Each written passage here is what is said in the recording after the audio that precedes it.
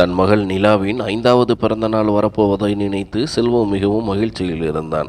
தன் மனைவியிடம், பவித்ரா, நிலாவோட 5வது பிறந்த நாளை நாம பெருசா கொண்டாட போறோம். அதனால கிராமத்துல இருக்கிற அம்மாவை ஃபோன் பண்ணி கூப்பிடணும். பேத்தி மேல உசுரா இருக்கிறவங்க அவங்க சொன்ன உடனே ஓடோடி வந்துருவாங்க என்றான். அப்பா போனதுல இருந்து அம்மா கிராமத்துல தனியா தான் இருக்காங்க. அங்க அவங்களுக்கு மனசு ஆறாது. பிறந்த நாள் சாக்கலையாவது அவங்க இங்க வந்து நம்ம கூட இருக்கட்டும் என்று செல்வம் ஆசையாக சொன்னான்.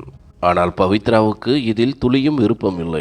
முகத்தை சுளித்து கொண்டு, எதுக்கு இப்போ அம்மாவை இங்கே வர சொல்லணும்? இந்த வயசில் அவங்களுக்கு ஏன் பயண கஷ்டம்? இங்கே வந்து அவங்களுக்கு உடம்பு சரியில்லாமல் போனால் யார் கவனிப்பா? அதுக்கு பதிலாக பிறந்த நாள் அன்னைக்கு வீடியோ காலில் பேசிக்கலாம். நிலாவும் அவங்க பாட்டிக்கிட்ட பேசட்டும், அது போதும் என்றால் கராராக. செல்வத்துக்கு வருத்தம் தாளவில்லை. ஏன் இப்படி சொல்கிற? ஊரில் இருக்கிற எல்லோரையும் கூப்பிடுறோம். ஆனால் என் பெத்த அம்மாவை கூப்பிடக்கூடாதா என்று கேட்டுவிட்டு யாருக்காகவும் காத்திருக்காமல் கிராமத்தில் இருக்கும் தன் அம்மா சரசுவுக்கு ஃபோன் செய்தான். சரசு அம்மாள் ஃபோனை எடுத்ததும், அம்மா எப்படி இருக்கீங்க என்று செல்வம் கேட்டான். தம்பி, நான் நல்லா இருக்கேன். நீங்கள் எல்லாம் எப்படி இருக்கீங்க? இத்தனை நாள் கழிச்சு அம்மா ஞாபகம் வந்துடுச்சா என்று வாஞ்சையுடன் கேட்டார். எனக்கும் நிலாவுக்கும் எப்பவும் உங்கள் ஞாபகம்தான் அம்மா என்றான் செல்வம். உடனே சரசு அம்மாள், அப்புறம் ஏன் என்னை வந்து பார்க்க மாட்டேங்கிற? நேற்று கூட நான் ஃபோன் செஞ்சேன், உன் பொண்டாட்டி தான் எடுத்தா. நீ ஏதோ முக்கியமான வேலையில் இருக்கேன்னு சொன்னா என்றார். இதை கேட்டதும் செல்வம் கோபத்துடன் பவித்ராவை பார்த்தான். பவித்ரா எதையும் சொல்லாமல் நின்று இருந்தாள். அம்மா, எனக்கு பவித்ரா எதுவுமே சொல்லலை. சரி விடுங்க. வர 30ஆம் தேதி நிலா பிறந்த நாள் தெரியுமில்ல? தெரியாம இருக்குமாப்பா? என் பேத்தி பிறந்த நாளை ஒரு தடையாவது நம்ம கிராமத்தில் விமர்சையா கொண்டாடணும்னு எனக்கு ரொம்ப ஆசை. போன வாரம் கூட பக்கத்து வீட்டுக்காரங்க அவங்க பேத்திக்கு ஊரே மிச்சும்படி செஞ்சாங்க. எனக்கும் அது போல செய்யணும்னு ஆசையா இருக்கு என்றார் சரசு அம்மாள். பக்கத்திலேயே நின்றிருந்த பவித்ராவுக்கு கோபம் தலைக்கேறியது. கிராமத்துல கொண்டாடுறதுல என்ன இருக்கு? அங்க என்ன வசதி இருக்கு? 10 பாட்டிகளை கூப்பிட்டு ஆராத்தி எடுத்து பழைய பாட்டை பாடினா அதுக்கு பேரு கொண்டாட்டமா? இன்னைக்கு சிட்டியில் பிள்ளைகளுக்கு எப்படி கொண்டாடுறாங்கன்னு உங்களுக்கு தெரியுமா என்று இடைமறித்து சத்தம் போட்டாள். செல்வம் கோபமாக, அம்மா என்கிட்ட தான் பேசுகிறாங்க, நீ நடுவில் பேசாத, அமைதியாக இரு என்று அடக்கிவிட்டு, அம்மா, நாம் இங்கே சிட்டியில் பெரிய ஹோட்டலில் உறவினர்கள் நண்பர்கள்னு எல்லோரையும் கூப்பிட்டு தான் செய்கிறோம். நீங்கள் நிலாவோட பாட்டி, உங்களோட ஆசீர்வாதம் அவளுக்கு ரொம்ப முக்கியம். அதனால் நான் நாளைக்கே உங்களை கூப்பிட வரேன். எதையும் சமைச்சிக்கிட்டு இருக்காதீங்க, தயாராக இருங்க என்றான். மகன் வருவதை கேட்ட சரசு அம்மாளுக்கு அப்படி ஒரு சந்தோஷம். எப்போதும் இருக்கும் இடுப்பு வலி எல்லாம் பறந்து போய்விட்டது. சுறுசுறுப்பாக வேலைகளை செய்ய தொடங்கினார். தன் பேத்தி நிலாவுக்கு பிடித்த லட்டுகளை ஆசையோடு தயார் செய்தார். மறுநாள் காலை செல்வம் வீட்டிற்கு வந்ததும் ஓடிப்போய் தன் அம்மாவின் காலில் விழுந்து ஆசி வாங்கினான். அம்மா, கிளம்பலாமா என்றான். எல்லாம் தயார் தம்பி. உன் முகத்தையும் பேத்தி நிலாவையும் பார்க்க என் கண்ணு பூத்து போயிருக்கு என்று கூறி மகனின் நெற்றியில் முத்தம் கொடுத்தார் சரசு அம்மாள். இவ்வளவு ஆசைப்படுறீங்களே, அப்புறம் ஏன் எங்களோட வந்து நிரந்தரமாக தங்கிவிடக்கூடாது என்று செல்வம் கேட்டான். சரசு அம்மாள் மனதிற்குள் நினைத்தார். தம்பி, நீ ஆசைப்படுற, ஆனால் உன் பொண்டாட்டிக்கு நான் அங்கே வர்றது பிடிக்கலையே. போன முறை வந்தப்போ கூட இதனால தானே உங்கள் 2 பேருக்கும் சண்டை வந்துச்சு. உங்கள் குடும்பம் நிம்மதியாக இருக்கணும்னு தான் நான் வரமாட்டேன்னு சொல்கிறேன் என்று நினைத்து வெளியே சிரித்து கொண்டே, கை கால் நடக்கிற வரைக்கும் நான் கிராமத்திலேயே இருக்கேன்பா. முடியாத காலம் வரும்போது நீயே வந்து கூட்டிக்கிட்டு போவில்லை என்றார் சமாளிப்பாக. பிறகு நிலாவுக்கு எதுவும் வாங்க முடியலை. சிட்டிக்கு போனதும் ஒரு நல்ல ட்ரெஸ் எடுக்க கடைக்கு கூட்டிக்கிட்டு போ என்று தன் அன்பு பேத்திக்காக கேட்டார்.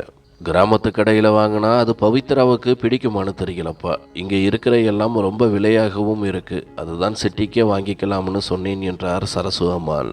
சரிம்மா, ஊருக்கு போனதும் நிலாவுக்கு என்ன வேணுமோ அதை நீங்களே வாங்கி தந்துடுங்க என்று கூறி அம்மாவை காரில் ஏற்றி கொண்டு கிளம்பினான் செல்வம். மதியம் 2 மணிக்கு அவர்கள் வீட்டை அடைந்தனர். செல்வம் காலிங் பெல் அடித்ததும் பவித்ரா கதவை திறக்கவில்லை. ஜன்னல் வழியாக பார்த்தபோது அவள் கட்டிலில் நிம்மதியாக தூங்கிக் கொண்டிருந்தாள். செல்வம் ஃபோன் செய்த பிறகுதான் அரைகுறை தூக்கத்தில் எழுந்து வந்து கதவை திறந்தாள். எதிரே மாமியாரை பார்த்ததும் வேண்டா வெறுப்பாக ஒரு கும்பிடு போட்டாள். எனக்கு வயிற்று வலிப்பா, அதுதான் தூங்கிட்டேன் என்று ஒரு காரணத்தை சொல்லிவிட்டு உடனே அறைக்குள் சென்று விட்டாள். பவித்ராவின் குணம் செல்வத்திற்கு நன்றாக தெரியும். அம்மா வந்ததில் அவளுக்கு இஷ்டம் இல்லை என்பதை அவன் புரிந்து கொண்டான். அம்மா, நீங்கள் சோஃபாவில் உட்காருங்க, நான் தண்ணி கொண்டு வரேன் என்ற செல்வம் அடுத்து, அம்மா, நான் நமக்கு டீ போடுறேன் என்றான். உள்ளே அறையிலிருந்து பவித்ராவின் குரல் கேட்டது. செல்வம், டீ போடுறீங்கன்னா எனக்கும் ஒரு காஃபி போடுங்க, எனக்கு தலைவலியும் வயிற்று வலியும் அதிகமாக இருக்கு. செல்வம் சமையலறைக்கு சென்று 2 கப் டீயும் 1 கப் காஃபியும் கொண்டு வந்தான். அம்மாவின் கையில் டீயை கொடுத்துவிட்டு, பவித்ரா வந்து உன் காஃபியை எடுத்துக்கோ என்றான். பவித்ரா வெளியே வந்து முகத்தை தூக்கி வைத்து கொண்டு, என்னங்க இது, உடம்பு சரியில்லாதவளுக்கு அறைக்கே கொண்டு வந்து கொடுத்தா என்ன, என் மேல உங்களுக்கு அக்கறையே இல்லை என்று சினுங்கினாள். காலையில நல்லா தானே இருந்த, திடீர்னு எப்படி தலைவலி வந்துச்சு என்று செல்வம் கேட்க, சரசு அம்மாள் பதறி போய், விடுப்பா செல்வம், அவளுக்கு உடம்பு முடியலைன்னு சொல்றாள்ல, அவகிட்ட ஏன் வாதாடுற என்றார். பிறகு மருமகளிடம், பவித்ரா நிலா எங்க, அவ தூங்கலைன்னா இங்க வர சொல்லு, நான் அவளுக்கு பிடிச்ச லட்டு செஞ்சு கொண்டு வந்திருக்கேன் என்றார். அவ இப்பதான் கஷ்டப்பட்டு தூங்கி இருக்கா, எழுந்ததும் வரட்டும் என்று முகத்தில் அடித்தார் போல் சொன்னாள் பவித்ரா. ஆனால் அடுத்த சில நிமிடங்களிலேயே நிலா தூக்கத்திலிருந்து எழுந்து ஓடி வந்து பாட்டியை கட்டி கொண்டாள். பாட்டி, எப்போ வந்தீங்க, நீங்க வர்றதே எனக்கு தெரியாதே என்று நிலா குதித்தாள். பாட்டி ஆசையாக அவளை அணைத்து கொண்டு தான் கொண்டு வந்த லட்டு டப்பாவை திறந்தார். உனக்கு பிடிக்குமேன்னு லட்டு செஞ்சுட்டு வந்திருக்கேன், சாப்பிடு செல்லம் என்றார். நிலா ஆசையாக ஒரு லட்டை வாயில் போட்டுக்கொண்டு இன்னொரு லட்டை கையில் எடுத்தாள். உடனே பவித்ரா கத்தினாள், அத்தை, அவளுக்கு அவ்வளவு லட்டு கொடுக்காதீங்க, வயிறு கெட்டு போயிடும். பாட்டி பயந்து போய் நிலாவின் கையில் இருந்த லட்டை வாங்கி மீண்டும் டப்பாவிலேயே வைத்தார். இதனால் நிலா அழத் தொடங்கினாள். இதை பார்த்ததும் செல்வத்திற்கு கோபம் வந்தது. அறைக்குள் சென்று பவித்ராவிடம் பேசினான். அம்மா ஒரு நாள் வந்திருக்காங்க, அதுக்குள்ள குழந்தையை கெடுத்துடுவாங்களா, வீட்டில் செஞ்ச சுத்தமான நெய் லட்டு சாப்பிட்டா பல் வலிக்குமாம், ஆனா நீ தினமும் கொடுக்கிற சாக்லேட்டுனால எதுவும் ஆகாதா, உனக்கு தெரியலைன்னா தெரிஞ்சிக்க, சாக்லேட் சாப்பிட்டாதான் பல் சொத்தையாகும், லட்டு சாப்பிட்டா இல்லை என்றான் செல்வம். நீங்க எப்பவுமே என் மேல தப்பு கண்டுபிடிக்கவே காத்துக்கிட்டு இருக்கீங்க என்று பவித்ரா படபடத்தாள். சரி, இந்த நாடகத்தை நிறுத்திட்டு சாப்பாடு போடு, எங்க 2 பேருக்கும் பசிக்குது என்றான் செல்வம். சாப்பாடா, நீங்க 2 பேரும் வர வழியிலேயே சாப்பிட்டு வருவீங்கன்னு நினைச்சேன், நானும் நிலாவும் மட்டும்தான் சாப்பிட்டோம், உங்களுக்கு நான் சமைக்கலை என்று அலட்சியமாக சொன்னாள் பவித்ரா. செல்வம் கொதித்து போனான்.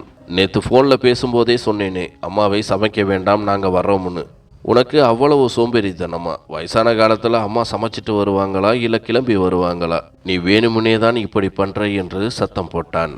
சத்தம் கேட்டு வெளியே வந்த சரசு அம்மாள், செல்வம் விடுப்பா, எனக்கு ஒன்றும் பசி இல்லை, நான் 2 லட்டு சாப்பிட்டு தண்ணி குடிச்சாலே வயிறு நிறைஞ்சிடும், நான் ராத்திரி சாப்பிட்டுக்கிறேன் என்று இருவருக்கும் இடையில் சண்டை வளரக்கூடாது என்பதற்காக போய் சொன்னார். மறுநாள் காலை பவித்ரா செல்வத்திடம், இன்னைக்கு என்னை ஷாப்பிங் கூட்டிக்கிட்டு போங்க, நிலா பிறந்த நாளுக்கு நிறைய வாங்க வேண்டி இருக்கு, நீங்க ஆபீஸ் வேலையா பிஸியா இருக்கிறதுனால ஒன்றும் எதுவுமே தயார் பண்ணல என்று அதிகாரமாக சொன்னாள்.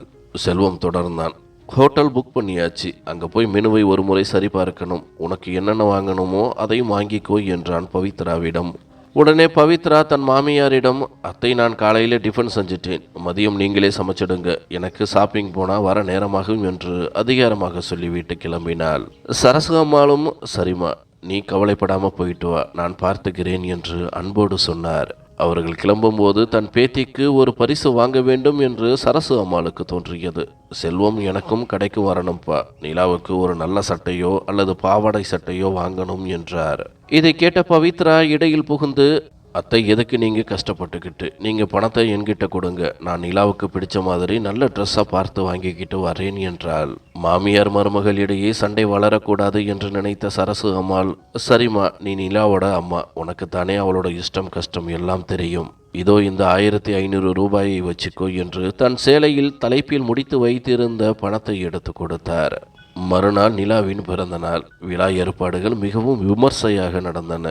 செல்வத்தின் அலுவலக நண்பர்கள், உறவினர்கள் மற்றும் பவித்ராவின் அம்மா வீட்டு ஆட்கள் என அனைவரும் வந்திருந்தனர். சரசு அம்மாள் வரவேற்பு அறையில் அமர்ந்து மற்றவர்களோடு பேசிக்கொண்டே ஜூஸ் குடித்து கொண்டிருந்தார். அப்போது நிலா விளையாடி கொண்டே ஓடி வந்ததில் பாட்டியின் கையில் இருந்த ஜூஸ் தவறி அவர் சேலை மேல் கொட்டிவிட்டது. கண்ணாடி டம்ளர் உடையவில்லை, ஆனால் சேலையில் பெரிய கரை படிந்து விட்டது. தண்ணீரில் துடைத்தும் கரை போகவில்லை. வேறு வழியில்லாமல் பவித்ராவிடம் சென்றார். பவித்ரா, சேலையில ஜூஸ் கொட்டிடுச்சு, என்கிட்ட மாத்திரத்துக்கு வேற நல்ல சேலை இல்லை, உன்கிட்ட இருக்கிறதுல ஒன்று கொடுமா, கட்டிக்கிறேன் என்றார் தயக்கத்துடன். பவித்ரா முகத்தை சுளித்து கொண்டு, அத்தை, என் சேலையெல்லாம் நீங்க கட்டுறது மாதிரி சாதாரணமானது இல்லை, ஒவ்வொன்றும் 10,000 முதல் 15,000 ரூபாய் விலை இருக்கும், சின்ன குழந்தை மாதிரி சேலையில கொட்டிட்டீங்களே, இப்போதே இப்படி இருக்கு, இன்னும் விழா ஆரம்பிக்கவே இல்லை, நான் என் சேலையை கொடுத்தா அதை நீங்க என்ன பண்ணி வைப்பீங்களோ என்று ஏளனமாக பேசினாள். கதவுக்கு வெளியே நின்று இதை கேட்டுக்கொண்டிருந்த செல்வத்திற்கு மனம் துடித்தது. உடனே அருகில் உள்ள கடைக்கு சென்று அம்மாவுக்காக ஒரு அழகான சேலையை வாங்கி வந்தான். அவன் கையில் பையை பார்த்த பவித்ரா யாருக்கு சேலை என்று கேட்டாள். செல்வம் அவளிடம் எதுவும் சொல்லவில்லை. பவித்ரா வந்திருக்கிற விருந்தினர்களை கவனிக்க நீ முன்னாடி மண்டபத்துக்கு போ, நான் அம்மாவை அழைச்சிக்கிட்டு பின்னாடியே வர்றேன் என்று அவளை காரில் ஏற்றி அனுப்பி வைத்தான். ஆனாலும் பவித்ராவின் கவனம் அந்த சேலை பையிலேயே இருந்தது.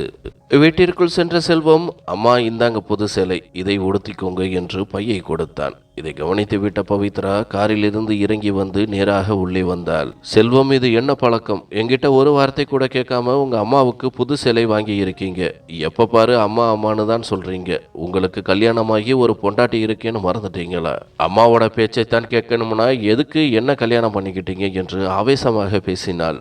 செல்வம் அமைதியாக சொன்னான். பவித்ரா, அறிவு இல்லாம பேசாத. உன் இடம் வேற, அம்மாவோட இடம் வேற. நேத்து நீ 20,000 ரூபாய்க்கு ஷாப்பிங் பண்ணின. நான் எப்போதாவது ஏன் இதை பண்ணினேன்னு கேட்டேனா? ஆனா நான் என் அம்மாவுக்கு 1000 ரூபாயில ஒரு சேலை வாங்கி கொடுத்தது உனக்கு இவ்வளவு பெருசா தெரியுதா? ஒவ்வொரு விஷயத்திலையும் இப்படி ஒப்பீடு பண்ணாத. நான் ஒரு மகனாகவும் ஒரு கணவனாகவும் என் கடமையை சரியா செய்கிறேன் என்றான். வாக்குவாதம் முற்றியதை கண்ட சரசு அம்மாள் மன வருத்தத்துடன், தம்பி விடுப்பா, என் சேலை காஞ்சிடுச்சு, கரையும் பெருசா தெரியல, இந்த சேலையை நீயே பவித்ராவை கிட்ட கொடுத்துரு என்றார் சமாதானமாக. இல்லை அம்மா, இதை நான் உங்களுக்குத்தான் வாங்கினேன், நீங்க தான் கட்டிக்கணும். நான் இவ்வளவு சம்பாதிக்கிறேன். என் பெத்த அம்மாவுக்கு ஒரு சேலை வாங்க கூட என் பொண்டாட்டி கிட்ட அனுமதி கேட்கணுமா? இதை பவித்ரா புரிஞ்சிக்கணும் என்று செல்வம் உறுதியாக சொன்னான். செல்வம் தன் ஆதங்கத்தை தொடர்ந்தான். பவித்ரா, உன் ஆசைகளை எல்லாத்தையும் நான் சந்தோஷமா நிறைவேற்றுறேன். ஆனா இத்தனை வருஷம் கழிச்சு நான் எங்க அம்மாவுக்கு ஒரு சேலை வாங்கினது மட்டும் உன் கண்ணை உறுத்துதா? உன்னோட இந்த குணம் எனக்கு பிடிக்கல. உன்னை நீயே மாத்திக்க என்று கராராக சொன்னான். பவித்ரா காதில் வாங்காதது போல நின்று இருந்தாள். சரசு அம்மாள் தலையிட்டு பவித்ராவை சமாதானப்படுத்தி மண்டபத்திற்கு அனுப்பி வைத்தார். பின் மகனிடம், செல்வம், எதுக்குப்பா சண்டை? என்னால தான் இந்த வீட்டில் குழப்பம் வருது. நாளைக்கு விடிஞ்சதும் நானே ஊருக்கு கிளம்பிடுறேன் என்றார் வருத்தமாக. ஆனால் செல்வம் மனதில் வேறு ஒரு திட்டம் இருந்தது. அவன் தன் அம்மாவை மதிக்க தெரிந்தவன். அதே சமயம் பவித்ராவின் பிடிவாத குணத்திற்கு ஒரு பாடம் கற்பிக்க வேண்டும் என்று முடிவெடுத்தான். நிலாவின் பிறந்தநாள் விழா மிகவும் ஆடம்பரமாக நடந்தது. பவித்ராவின் பெற்றோர், சொந்தங்கள் என எல்லோரும் வந்திருந்தனர். பவித்ரா யாரிடமும் முகம் கொடுத்து பேசாமல் ஏதோ கடமைக்கு அமர்ந்திருந்தாள். ஆனால் செல்வம் எல்லா விருந்தினர்களையும் கவனித்து கொண்டு விழா சிறப்பாக அமைய பாடுபட்டான். மறுநாள் காலையில், தம்பி, நான் ஊருக்கு கிளம்புறேன் என்றார் சரசு அம்மாள். இதை கேட்ட பவித்ராவுக்கு மனதிற்குள் குதூகலம். ஆனால் செல்வம் தடுத்தான். அம்மா, அங்க போய் என்ன பண்ணுவீங்க? அப்பா போய் 3 வருஷம் ஆச்சு. தனியா அங்க யாரும் இல்லாம இருக்கணுமா?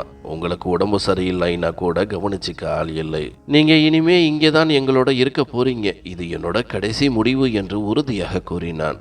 பவித்ராவின் முகம் பேயறைந்தது போலானது. அத்தைக்கு கிராமத்தில் இருக்கிறது தான் பிடிக்கும். அவங்களை ஏன் கட்டாயப்படுத்துறீங்க? அவங்க விருப்பப்படி போக விடுங்க என்று ஆத்திரத்தில் கத்தினாள். ஏன் பெத்த அம்மாவை நான் கூட வச்சுக்க கூடாதா? அவங்க இங்க இருந்தா உனக்கு வீட்டு வேலையிலையும் நிலாவை பார்த்துக்கிறதுலையும் உதவி தானே செய்யறாங்க. அப்புறம் என்ன உனக்கு பிரச்சனை என்று செல்வம் அதட்டினான். செல்வம் இதுவரை இவ்வளவு கோபமாக பேசி பவித்ரா பார்த்ததில்லை என்பதால் அவள் அமைதியானாள். செல்வம் தன் அம்மாவை அறைக்கு அழைத்து சென்றான். அம்மா, உங்களுக்கு காய்ச்சல் அதிகமாயிருக்கு, என்கிட்ட ஏன் சொல்லல? வாங்க டாக்டர்கிட்ட போயிட்டு வரலாம் என்றான். இல்லப்பா, நான் மாத்திரை போட்டுட்டேன், சரியாயிடும் என்று கூறி சரசு அம்மாள் படுத்து கொண்டார். செல்வம் தன் அலுவலகத்திற்கு புறப்பட்டான். மாலை செல்வம் வீடு திரும்பிய போது பவித்ரா பட்டுப்புடவையை கட்டி தயாராக இருந்தாள். செல்வம், சீக்கிரம் கிளம்புங்க, எங்க அம்மா வீட்டில் இன்னைக்கு நமக்கு விருந்து வச்சிருக்காங்க, இன்னும் 20 நிமிஷத்துல கிளம்பணும் என்றாள். பவித்ரா, நீ மட்டும் போயிட்டு வா, என்னால வர முடியாது, அம்மாவுக்கு உடம்பு முடியல, அவங்கள விட்டுட்டு என்னால வர முடியாது என்றான் செல்வம். அவங்களுக்கு ஒன்றும் பெரிய காய்ச்சல் இல்லை, வயசான காலத்துல அப்படித்தான் இருக்கும். எங்க அம்மா ஆசையா கூப்பிட்டு இருக்காங்க, நீங்க வரலனா அவங்க வருத்தப்படுவாங்க என்று பவித்ரா கத்தினாள். உன் அம்மா உன்னைத்தான் ஃபோன் பண்ணி கூப்பிட்டாங்க, என்கிட்ட எதுவுமே சொல்லல. உனக்கு வேணும்னா போ, நான் வரலை என்று கூறிவிட்டு அம்மா அறைக்குள் சென்றான் செல்வம். பவித்ராவுக்கு ஆத்திரம் தாங்கவில்லை. எதுக்கு இப்போ அம்மா அம்மானு அலையிறீங்க? வாழ்நாள் முழுக்க அம்மா கூடவே இருக்க வேண்டியது தானே, அப்புறம் எதுக்கு என்ன கல்யாணம் பண்ணிக்கிட்டீங்க? நீங்க 2 பேரும் அந்த அறைக்குள்ள உட்காந்து என்ன பத்தி தானே பேசிக்கிட்டே இருக்கீங்க, எனக்கு தெரியும் என்று கத்தினாள். செல்வம் கோபமாக பார்த்தான். உன்னை தவிர எங்களுக்கு வேற வேலையே இல்லையா? அம்மாவுக்கு உடம்பு முடியல, அதுதான் நான் வரலைன்னு சொல்றேன், உனக்கு அவ்வளவுதான் புரியுதா என்று கூறிவிட்டு பவித்ராவை கவனிக்காமல் அம்மாவை அழைத்து கொண்டு மருத்துவமனைக்கு கிளம்பினான். பவித்ரா இன்னும் கோபமாகி ஒரு டாக்ஸியை பிடித்து கொண்டு தனியாக தன் தாய் வீட்டிற்கு கிளம்பி சென்றாள். மருத்துவமனையிலிருந்து வந்த பிறகு சரசு அம்மாள் சொன்னார், தம்பி எனக்கு இப்போ பரவாயில்லை. பவித்ரா அம்மா உங்களை ஆசையா விருந்துக்கு கூப்பிட்டு இருக்காங்க. நீ போகலைன்னா அவங்களுக்கு வருத்தமாக இருக்கும். நீ கிளம்புப்பா. ஆனால் செல்வம் விடவில்லை. அம்மா அவங்களுக்கு தெரியாதா நீங்க இங்க வந்திருக்கிறது? அப்படி இருந்தும் ஏன் அவங்க எங்க 2 பேரை மட்டும் கூப்பிட்டாங்க? உங்களை ஏன் கூப்பிடலை? எல்லாம் பவித்ராவோட வேலைதான். எனக்கு புரியுது என்றான். ஆனால் சரசு அம்மா தொடர்ந்து விருந்துக்கு போகும்படி கேட்டுக்கொண்டார். அம்மா வற்புறுத்தியதால் செல்வம் பவித்ரா வீட்டிற்கு சென்றான். அங்கு எல்லோரிடமும் எப்போதும் போல மரியாதையாக பேசிவிட்டு இரவு 11 மணிக்கு வீடு திரும்பினான். அன்று இரவு செல்வத்திற்கு தூக்கமே வரவில்லை. இவ்வளவு செய்தும் பவித்ரா மாறவே மாட்டாளா? அம்மா ஒரு வார்த்தை கூட அவளை குறை சொல்லாமல் வேலைகளுக்கெல்லாம் உதவி செய்கிறாங்க. ஆனால் இவ 5 நிமிஷம் கூட அம்மா கூட உட்காந்து பேசுறது இல்லை. இனிமேல் இதை பார்த்துட்டு சும்மா இருக்க முடியாது என்று மனதிற்குள் ஒரு முடிவெடுத்தான். மறுநாள் காலை செல்வம் பவித்ராவிடம் சொன்னான். பவித்ரா, நான் உன் கூட நேரம் செலவழிக்கலைன்னு எப்பவும் வருத்தப்படுவல. அதுதான் இன்னைக்கு ஆஃபீஸுக்கு லீவு போட்டுட்டேன். வா, நம்ம 2 பேரும் மட்டும் வெளியே போய் நல்லா ஹோட்டலில் சாப்பிட்டுட்டு அப்புறம் பார்க்குக்கும் போயிட்டு வரலாம் என்றான். பவித்ராவுக்கு இதில் மற்றற்ற மகிழ்ச்சி. உற்சாகமாக தயாரானாள். அப்போது பவித்ராவின் அம்மாவிடமிருந்து போன் வந்தது. பவித்ரா, அப்பாவுக்கு திடீர்னு உடம்பு முடியாம போயிடுச்சுமா, சீக்கிரம் கிளம்பி வா என்றார். பதறிப்போன பவித்ரா, செல்வம் அப்பாவுக்கு உடம்பு சரியில்லையாம், என்ன எங்க அம்மா வீட்டுக்கு கூட்டிக்கிட்டு போங்க என்றார். செல்வம் அசால்ட்டாக சொன்னான். அதுக்கு என்ன, இப்போ வயசான காலத்துல இப்படி எல்லாம் வர்றது சகஜம்தான். இன்னைக்கு நான் உனக்காக லீவ் போட்டிருக்கேன். உன் அப்பாவை டாக்டர்கிட்ட கூட்டிக்கிட்டு போய் என் நேரத்தை வீணாக்க முடியாது. வா, நாம ஹோட்டலுக்கு போகலாம். பவித்ரா அதிர்ந்து போனாள். என்னங்க இப்படி பேசுறீங்க? என் அப்பா அங்க கஷ்டப்படுறாங்க. உங்களுக்கு என்னன்னா வெளியில சுத்தணும்னு ஆசையா இருக்கா என்று கத்தினாள். செல்வம் அவள் பேச்சை கேட்காமல் அவளை ஹோட்டலுக்கு அழைத்து சென்றான். யாரும் பார்க்காத நேரத்தில் தன் மாமனாருக்கு போன் செய்து அவர் நலம் விசாரித்து அவர் நன்றாக இருப்பதை உறுதி செய்து கொண்டான் செல்வம். இது பவித்ராவுக்கு பாடம் புகட்ட அவன் செய்த சிறு நாடகம். ஹோட்டலில் உட்கார்ந்திருந்தாலும் பவித்ராவின் மனம் அங்கில்லை. அப்பாவுக்கு என்ன ஆச்சோ? ஒரு தடவை போன் பண்ணி பார்க்கிறேன் என்று போனை எடுத்தாள். செல்வம் அவள் கையில் இருந்த போனை பிடுங்கி சுவிட்ச் ஆஃப் செய்தான். இப்போ நீ யாருக்காவது போன் பண்ணினா அப்புறம் நான் உன் முகத்திலேயே விழிக்க மாட்டேன். எனக்கு மட்டும் நேரம் கொடு என்று மிரட்டினான். பவித்ராவுக்கு கோபம் கண்ணீராக வந்தது. என்னங்க இது அநியாயம்? நான் அவங்களுக்கு ஒரே பொண்ணு. பெத்தவங்களை கவனிச்சுக்கிறது என் கடமை. நீங்க என்னை தடுக்க முடியாது என்று குமுறினாள். செல்வம் இப்போது நிதானமாக பேசினான். நீ சொல்றது 100க்கு 100 சரி பவித்ரா. இதையேத்தான் நானும் இத்தனை வருஷமா சொல்லிக்கிட்டு இருக்கேன். நானும் என் அம்மாவுக்கு ஒரே பையன். எனக்கு அப்பாவும் இல்லை. உன் அப்பாவுக்கு கூட உன் அம்மா துணையா இருக்காங்க. ஆனா எங்க அம்மாவுக்கு நான் ஒருத்தன் தான் இருக்கேன். பெத்தவங்களை கவனிச்சுக்கிறது என் கடமைன்னு சொல்லும் நீ ஏன் நான் என் அம்மாவை கவனிச்சுக்கிறதை தடுக்கிற? உனக்கு உன் பெத்தவங்க மேல இருக்கிற அதே அக்கறை தான் எனக்கும் என் அம்மா மேல இருக்கு. உன் அம்மா உனக்கு அம்மானா என் அம்மா உனக்கு யாருமே இல்லையா? நீ என் அம்மாவுக்கு ஒரு சின்ன மரியாதை கூட கொடுக்க மாட்டேங்கிற. ஆனா நான் மட்டும் உன் வீட்டுக்கு வந்து எல்லா கடமையும் செய்யணும்னு எதிர்பார்க்கிற. இது என்ன நியாயம்? ஒன்று நீ உன்னை மாற்றிக்கிட்டு என் அம்மாவையும் உன் அம்மாவை நினச்சி பார்த்துக்கோ. இல்லைனா இப்பவே உன் துணிமணிகளை மூட்டை கட்டிக்கிட்டு நிரந்தரமா உன் அம்மா வீட்டுக்கே போயிடு என்று படபடவென புரிந்து தள்ளினான். செல்வத்தின் வார்த்தைகள் சவுக்கடி போல பவித்ராவின் மனதை திறந்தன. உண்மைதான். செல்வம் அம்மாவை பார்க்க கூட விடாம நான் எவ்வளவு தொந்தரவு கொடுத்தேன். ஆனா எனக்கு ஒரு கஷ்டம்னா அவர் முன்னாடி வந்து நிக்கணும்னு எதிர்பார்க்கிறேன் என்று எண்ணி விம்மி விம்மி அழத் தொடங்கினாள். செல்வத்தின் கைகளை பிடித்து கொண்டு, என்னை மன்னிச்சிடுங்க செல்வம், நான் செஞ்சது எவ்வளவு பெரிய தப்புன்னு இன்னைக்கு புரிஞ்சுக்கிட்டேன். இனிமே உங்க அம்மாவை பெத்த அம்மாவை நான் பார்த்துப்பேன். அவங்களை நம்மளோட இருக்க சொல்லி நானே சம்மதிக்க வைக்கிறேன் என்று அழுது கொண்டே கூறினாள். பவித்ரா திருந்தியதைக் கண்டு செல்வத்தின் கோபம் மறைந்தது. அவள் கண்ணீரை துடைத்துவிட்டு, சரிவா, முதல்ல உங்க வீட்டுக்கு போய் அப்பாவை பார்க்கலாம் என்றான். இருவரும் பவித்ராவின் வீட்டிற்கு சென்றனர். அங்கு செல்வம் தன் மாமனாருக்கு தேவையான மருந்துகளை வாங்கி தந்து ஒரு மகனாக நின்று பணிவிடைகள் செய்தான். இதை பார்த்த பவித்ரா, இவ்வளவு நல்ல மனுஷனை போய் நான் கஷ்டப்படுத்திட்டேனே என்று மனதிற்குள் வருந்தினாள். அப்பாவை கவனிக்கும் போது பவித்ரா மனதிற்குள் நினைத்தாள். செல்வம் எப்போதும் என் பெற்றோரை தன் பெற்றோர் போலத்தான் நடத்தினார். ஆனால் நான் தான் தரம் பிரித்து பார்த்து விட்டேன். அவர் காட்டிய அன்பை கூட புரிந்து கொள்ளாமல் இவ்வளவு காலம் முட்டாளாக இருந்து விட்டேனே. சிறிது நேரம் கழித்து பவித்ரா, செல்வம், அப்பா இப்போ தேறிட்டாங்க, வாங்க நாம வீட்டுக்கு போகலாம் என்றாள். பவித்ரா, உனக்கு அப்பா கூட இருக்கணும்னு தோணுச்சுன்னா இங்கேயே இரு, நான் மட்டும் வீட்டுக்கு போறேன் என்றான் செல்வம். இல்லைங்க, அப்பாவுக்கு அம்மாவே துணையா இருப்பாங்க, நான் உங்களோட வீட்டுக்கு வரேன் என்று கூறிவிட்டு அவருடன் கிளம்பினாள்.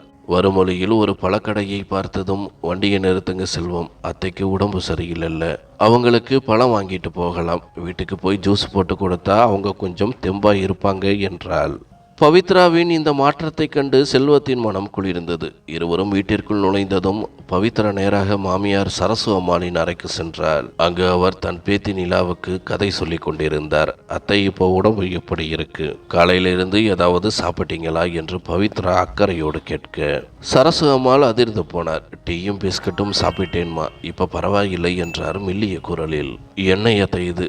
டீ பிஸ்கட்டு சாப்பிட்டா போதுமா? இருங்க, நான் உங்களுக்கு மாதுளம்பழம் ஜூஸ் போட்டு எடுத்துக்கிட்டு வரேன் என்று கூறிவிட்டு சமையல் அறைக்குள் ஓடினாள். வியப்புடன் செல்வத்தை பார்த்தார் சரசு அம்மாள். செல்வம் சிரித்து கொண்டே, அம்மா, இனிமே உங்க மருமகளோட இந்த அன்பான முகத்தை தான் நீங்க பார்ப்பீங்க. நீங்க இனிமே கிராமத்துக்கு போகவே வேண்டாம், என் கூடவே தான் இருக்க போறீங்க. நீங்க இங்க இருந்தா நிலாவுக்கு நல்ல ஒழுக்கம் வரும், எங்களுக்கும் ஒரு நிம்மதி இருக்கும் என்றான்.